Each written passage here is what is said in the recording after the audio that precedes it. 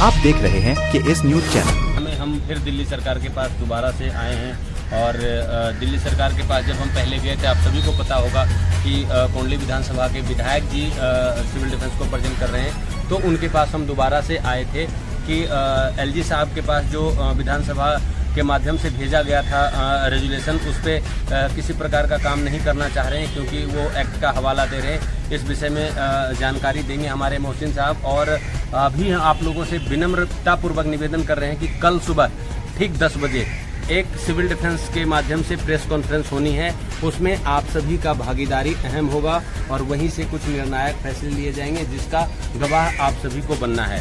तो आज हम विधायक जी के पास आए थे और क्या क्या बातें रखी गई है, क्योंकि दिल्ली सरकार ये कह रही है कि सर्विसेज का किसी भी मैटर को हम सॉर्ट आउट नहीं कर सकते, उस पर हम सिर्फ आदेश ही पारित कर सकते हैं और इससे ज़्यादा हमारे पास कोई पावर नहीं है। तो क्या क्या बात हुई है विस्तार से बताएंगे मोहसिन से।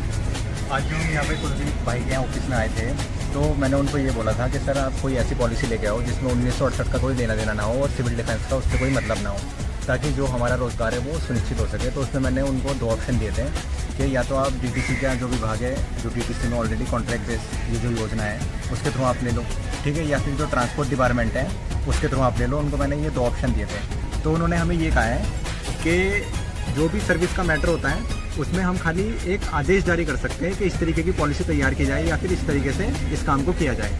बाकी उस पर एक्शन लेना जो काम होता है वो उस विभाग का जो सचिव होता है वो उसका काम होता है, जो कि एक IAS ऑफिसर होता है, वो उस पर एक्शन लेते हैं। तो हम खाली सचिव को आदेश दे सकते हैं कि आप इस काम को करो।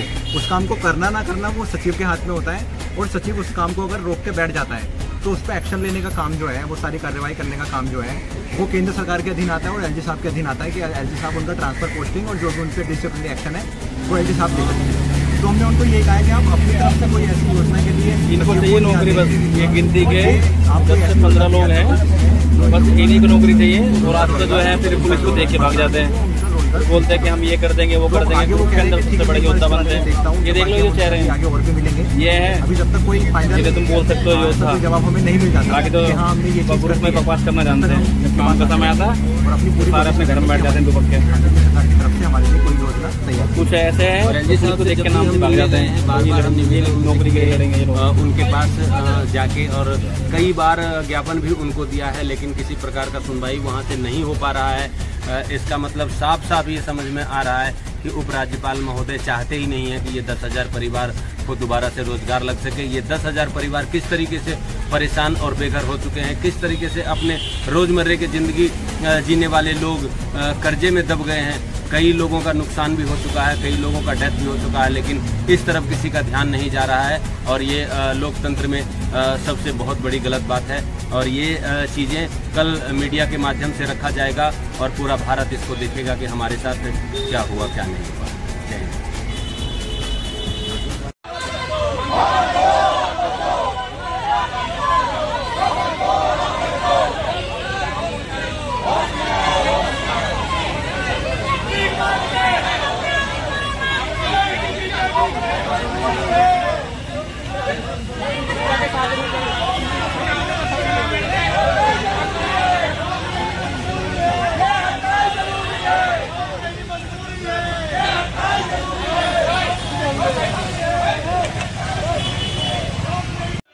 जिंदाबाद मार्शल एकता, जिंदाबाद सिविल डिफेंस एकता, जिंदाबाद मार्शल एकता, जिंदाबाद सिविल डिफेंस एकता, जिंदाबाद लड़ेंगे जीतेंगे।